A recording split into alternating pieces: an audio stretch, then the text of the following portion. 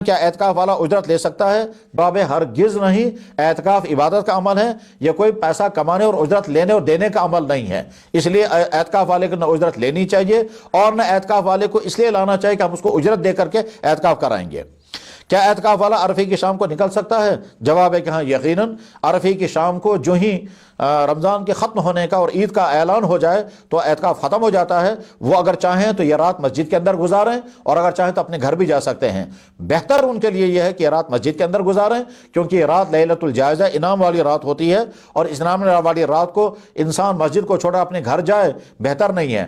ہاں، اگر وہ ایسا کر سکتا ہو کہ گھر جا کر ملاقات کر کے کچھ کھا پی کر پھر واپس رات گزارنے کے لیے مسجد میں آ جائے اور زیادہ بہتر ہوگا، لیکن بہرحال اعتکاف تو چاند کا اعلان ہوتے ہی ختم ہو جاتا ہے۔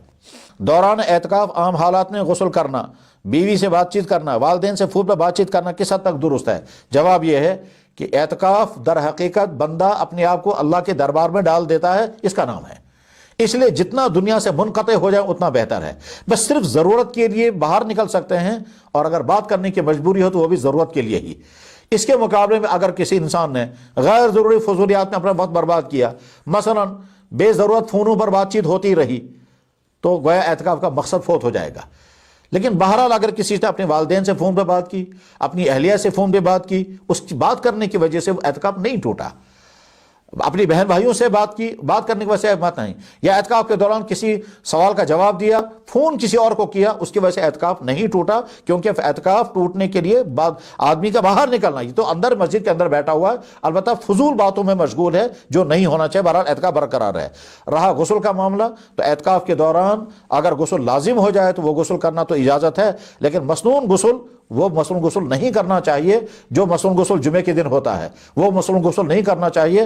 رہا گرمی کی وجہ سے غسل، تو گرمی کی وجہ سے غسل کرنے کی اکثر علماء نے اجازت نہیں دی ہے کہ گرمی کی وجہ سے غسل کرنے کی اس لیے کہ جناب رسول اکرم صلی اللہ علیہ وسلم نے جب اعتکاف فرمایا تھا اور آپ نے ضرورت محسوس فرمائی کہ اپنے مبارک سر کو دھلوائیں، تو آپ مسجد کے اندر ہی خود قیام پذیر رہے اور اپنا سر مبارک مسجد کے باہر نکالا، اور حضرت عائشہ صدیقہ رضی اللہ تعالیٰ عنہ نے اپنے حجرے کے اندر رہ کر یا اپنے حجرے کے صحن کے اندر کھڑے ہو کر جناب رسول اکرم صلی اللہ علیہ وسلم کے سر مبارک کو دھویا۔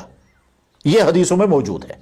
اللہ کے نبی علیہ السلام خود مسجد کے اندر رہے، اپنا سر مبارک مسجد سے باہر نکالا، یا تو دروازہ یا کھڑکی، بہرحال سر مبارک باہر نکالا، اور حضرت عائشہ صدیقہ رضی اللہ تعالیٰ نے آپ کے سر مبارک کو دھویا۔ یہ حدیث موجود ہے، حدیث کے تمام کتابوں میں، بخاری، مسلم، ترمذی، ابو داؤد، تمام حدیثوں میں موجود ہے حضرت عائشہ کا سر مبارک دھونا اور آپ علیہ السلام کا خود مسجد کے اندر رہنا اور سر باہر۔